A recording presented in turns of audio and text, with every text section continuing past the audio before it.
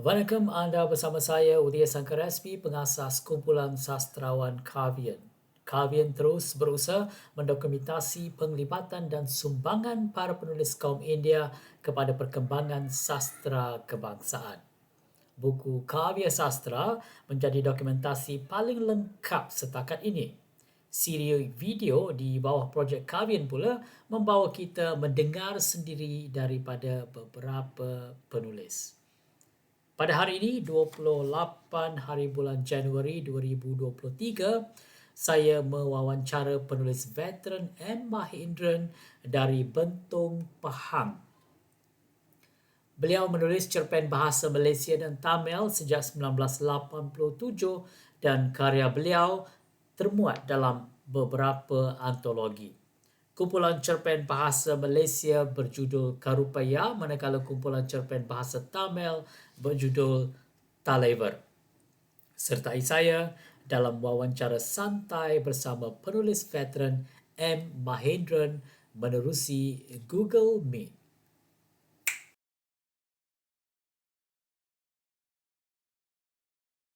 Baik, apa khabar Mahindran? Khabar baik, Cik Udaya. Ya, okey. Saya sudah sediakan beberapa soalan di sini untuk ditanyakan kepada saudara. Boleh kita teruskan kepada soalan? Ya, boleh. Baik. Kita mulakan dengan tahun lalu dalam bidang penulisan, apa yang boleh dianggap sebagai pencapaian terbaik saudara? Tahun lalu saya kurang menulis memang sebab saya kadang tidak mengizinkan kerja, lagi badan saya tidak berapa sihat dan saya cuma dapat hasilkan 2 cerpen untuk kumpulan cerpen antologi perkaran diri. Ya. Dapat hasilkan 2 sahaja. Jadi tidak dapat menulis dengan sepenuh, tak boleh tumpukan sepenuh perhatian pada mana-mana penulisan lah. Jadi itu bidang penulisan. Bagaimana pula tahun lalu dalam bidang selain daripada bidang penulisan?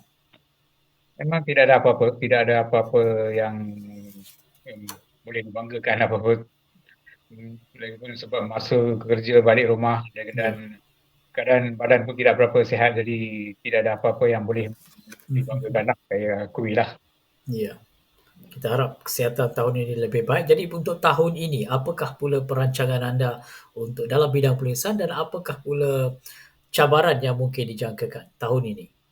Ya, saya rasa sudah dalam masa 2 tahun ini tidak menulis apa-apa yang boleh dibanggakan lah. Jadi saya ingin menambahkan pembacaan dulu. Saya ingin baca lebih banyak buku atau artikel-artikel untuk menambahkan pengetahuan. Baru saya rasa boleh terjun balik dalam bidang penulisan ini. Ya. Jika tidak, kita masih akan menghasilkan, saya akan hasilkan perkara yang sama saja selama ini. Jadi saya perlu tambahkan pembacaan saya dalam pelbagai bidang lah. Itu saja saya rasa. Dan cabaran saya rasa, walaupun cabaran untuk menghasilkan karya tu pasti ada, masa tidak cukup dan apa-apa, tapi saya perlu adakan jadual sendirilah. Jika ada jadual, pasti saya akan laksanakan tahun ini. Itu saya harap boleh dapat tulis sebuah cerpen dalam sebulan atau 2 bulan sebuah cerpen lah. Harap begitulah. Okey.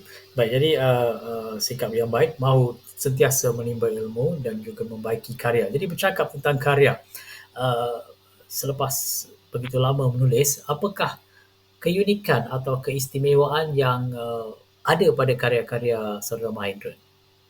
Nah, kata keunikan, keistimewaan tu tidak ada apa-apa lah. Cuma saya boleh katakan saya lebih menulis tentang gejala sosial dalam masyarakat India lah. Saya selalu menyentuh tentang apa-apa yang berlaku dalam masyarakat India dan gejala-gejala sosial. Tidak ada apa-apa. Keunikan tu tidak ada apa-apa. Cuma selalu menyentuh tentang masalah-masalah yang dihadapi oleh masyarakat India. Itu saja. Ya, tapi saya percaya kalau pembaca atau pengkaji meneliti cerpen-cerpen saudara, mereka akan menemui apakah keunikan atau kelebihan yang ada itu ya. Anda sebagai penulis mungkin rendah diri. Baik, masih juga tentang penulisan dan keistimewaan. Satu lagi keistimewaan saudara adalah menulis dalam dua bahasa, bahasa Malaysia dan bahasa Tamil sejak tahun 1987. Jadi timbul Ya. pertanyaan dalam diri saya. Adakah berlaku apa yang kita panggil sebagai alih kod atau code switching dalam penulisan kedua-dua bahasa ini? Saya rasa tidak ada apa-apa, tidak menghadapi masalah sebab saya membaca dalam kedua-dua bahasa ni sejak kecil lagi. Jadi bila menulis pun tidak menghadapi masalah. Lagipun saya menulis dalam bahasa, apa yang saya menulis dalam bahasa Malaysia saya pernah hasilkan dalam bahasa Tamil, dan apa yang Oh. saya menulis dalam bahasa Tamil itu sendiri saya telah pernah hasilkan dalam Mhm. Malaysia. Jadi tidak ada menghadapi apa-apa masalah bila menulis dalam Ya. kedua-dua bahasa ini. Jadi dia mengalih dengan begitu mudah. Mhm. Saya rasa apa yang saya rasakan lah. Ya. Okey, satu lagi sama juga keistimewaan karya saudara adalah apabila menulis dalam dua bahasa ya, dalam bahasa Malaysia dan bahasa Tamil, dan saudara sudah ada kumpulan cerpen persendirian Karupaya dan Ya, ni juga Taleba. Ya, Karupaya dan juga sudah ada Taleba.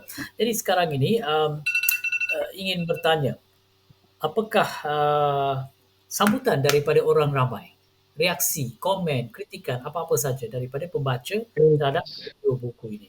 ya, kedua-dua buku ni memang bagus, memang dibelilah ramai oleh, kalau sebagai contoh Karupaya dibeli oleh kebanyakan rakan-rakan Melayu dan India, Mhm. dan mereka sukalah akan kisah-kisah yang disajikan dalam buku Karupaya itu sebab mereka dapat lihat pelbagai rencah hidup dalam masyarakat India. Mereka baru mengetahuilah mereka siapa rakan-rakan Melayu lah, mereka Mhm. komen begitu. Begitu Ya. juga dengan buku Talaiwar juga diterbitkan pada 2021 Mhm. dan telah pun dimiliki oleh ramai juga pembaca. Ya. Hmm, walaupun ada yang komen, ada yang mengatakan uh, kisah-kisah yang disajikan tu memang biasa Ya. biasa di biasa mereka Baca. dapat dari akhbar dan Ya. Mhm. di media-media lain, tapi masih beliau dapat diterima lah, Mhm. masih mereka menerima cerpen-cerpen yang dihasilkan dalam bahasa Tamil. Dan Ya. komen yang saya terima yang paling utama dalam bahasa Tamil adalah banyak mengandungi kesilapan typo lah, sebab saya sendiri yang menaik semua tu, yang Ya. Ya. page setting semua tu. Jadi Mhm. pada masa akan datang saya akan Cari perbetulkan pembaca kesilapan pro. yang berlaku dalam Telever lah. Ya. Hmm. Mhm. Sebab kita tidak mempunyai satu badan untuk menerbitkan buku-buku bahasa Tamil. Jadi kita Ya. apa Ya. yang kita perlu terbit sendiri. Bila suatu terbit ini kita menghadapi banyak masalah lah. Kena type Mhm. sendiri, kena layout sendiri. Jadi Ya. Ya. masalah kita hadapi. Mhm. Ya, apabila saudara mampu terbitkan sendiri kumpulan cerpen, satu dalam bahasa Malaysia dan satu dalam bahasa Tamil, itu juga sudah merupakan satu kejayaan besar yang harus dibanggakan. Kesilapan-kesilapan kecil itu saya rasa boleh dibaiki, ya, itu serencam dalam dunia penerbitan. Baik, masih juga tentang penulisan, ya, kita bercakap banyak tentang penulisan dalam dokumentasi ini. Kalau kita lihat pada tahun 1980-an dan 90-an, sebenarnya tiba-tiba muncul ramai penulis kaum India dan juga penulis Cina Siam dalam sastra kebangsaan, khususnya karya-karya yang termuat dalam antologi Menara 1 sampai Menara 7. Tapi kebanyakan penulis dalam antologi itu dan peraduan itu hilang. Ya. Berbeza dengan saudara, masih kekal sejak tahun 87 hingga sekarang masih kekal menulis. Apakah petua yang membuatkan saudara mampu terus berkarya? Ya, sebab kita suka membaca dalam dua bahasa, dan lagi pun kita ada persatuan kawian yang selalu mendorong kita untuk menulis. Bila ada persatuan dan rakan-rakan yang membimbing kita Ya, dengan menghadiri sesi-sesi penulisan yang diadakan oleh kawian, uh, jadi minat menulis itu sentiasa berterusan hingga kini, ya, walaupun saya tidak sekonsisten seperti penulis-penulis Melayu yang lain ataupun rakan-rakan seperti saudara. Ya.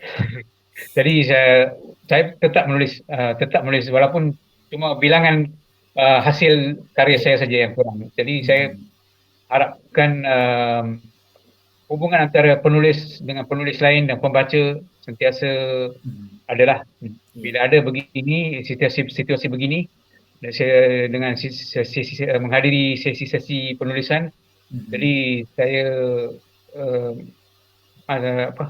masih ada dalam bidang ini. Ya, ya. Tidak terkeluar lah. Ya. Itu juga satu petua dan panduan berguna kepada penulis, sama ada penulis baru atau lama, iaitu ada komunikasi dengan para penulis lain, ada seksi perhubungan sama ada secara bersemuka atau melalui telefon, ya, supaya kekal bersemangat memberi motivasi antara satu sama lain. Ya, satu petua yang baik dan saya percaya itulah yang sebenarnya saudara amalkan. Satu lagi, kerana saudara juga menulis dalam bahasa Tamil, ya, saya perhatikan dalam pembacaan saya sejak tahun 1960-an lagi, Persatuan Penulis Bahasa Tamil beberapa kali mengatakan bahawa akan ada sekumpulan penulis karya bahasa Tamil yang akan juga menulis karya dalam bahasa Malaysia. Tetapi setahu saya yang saya kenal adalah tahun 70-an Joseph Silvam dan G. Susay, dan kemudian tahun 80-an, 90-an dan sampai sekarang adalah saudara sendiri dan Kamala Supaya. Jadi pada sebab saudara terlibat dalam kedua-dua bidang, ya, bahasa Tamil dan bahasa Malaysia. Pada pandangan saudara atau pemerhatian saudara, kenapa situasi ini berlaku? Kenapa kurang penulis karya bahasa Tamil menceburi penulisan bahasa kebangsaan? Jika cuma ada mereka melakukan terjemahan sahaja, Ya. dari bahasa Tamil ke bahasa Malaysia, saya pun tidak pasti apa yang menghalang mereka untuk menulis dalam bahasa Malaysia, atau mungkin penguasaan dalam bahasa Malaysia itu sendiri pada penulis Tamil itu kurang, ataupun tidak ada pembimbing dalam persatuan bahasa Tamil membimbing atau meminta bimbingan daripada pihak-pihak tertentu seperti kahwin atau lain-lain untuk membimbing penulis-penulis asal Tamil ini. Jika ada pembimbing atau pembimbingan yang bagus, mungkin mereka juga boleh dapat ceburi dalam bidang bahasa Tamil, dalam bidang bahasa penulisan dalam bahasa Malaysia ini. Jadi cadangan saya lah. Ya, ya. Okey, saudara sendiri mengaku tadi, ya, karya yang ditulis dalam bahasa Malaysia kemudian juga ditulis dalam bahasa Tamil, dan begitu juga karya yang asalnya saudara tulis dalam bahasa Tamil ditulis semula dalam bahasa Malaysia. Itu karya sendiri. Dan saudara juga pernah melakukan terjemahan cerpen-cerpen Tamil ke bahasa Malaysia. Bagaimana pengalaman terjemahan itu? Saya cuma melakukan terjemahan penulis veteran mendiang M. Ramaya dalam buku Mimpi dan Impian pada 2013 kalau tidak silap saya. Mimpi dan Impian dalam 11 buah cerpen saya.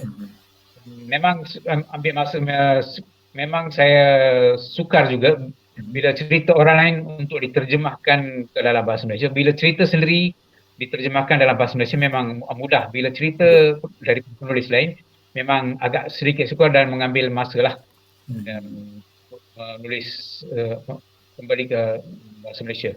Ya. Baik, terima kasih kerana meluangkan masa untuk diwawancara. Terima kasih saudara. Okey, terima kasih Cik Udaya.